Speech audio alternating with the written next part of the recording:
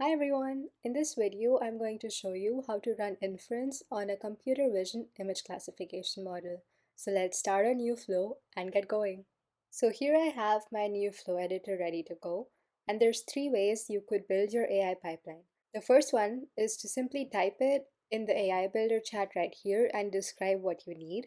The second one is to manually go to the node library, select the nodes that you want and connect them. And the third one is to use a template. I'm going to show you how to do it using a template right now. So you're gonna head over to the node library, which is the plus icon right here. You click on it and head over to the second tab which says templates.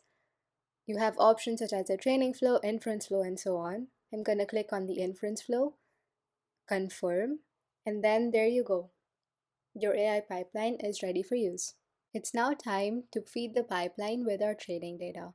So head over to the select artifact node right here and make sure you select the correct artifacts that you want to use for your inference, and then move to the API input. You could edit the schema. I'm going to leave it as it is and paste my test data that I generated during my training. Fix the formatting a little bit. Once you're ready, you can check by validating it against the schema and then saving it. Now move over to the Use AI model node, select your category. For me, it's going to be computer vision, and the subcategory is going to be image classification. The model is ViT Large.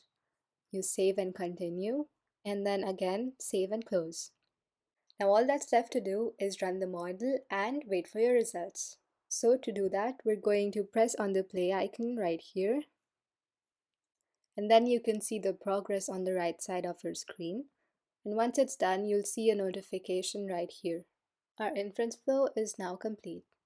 You can have a look at the results by expanding on preview output right here or clicking on the node. And here you can see the status, category, the predictions, and the scores. If you have any questions, please check out the documentation or contact aicuflow through our social media platforms. Thanks for watching.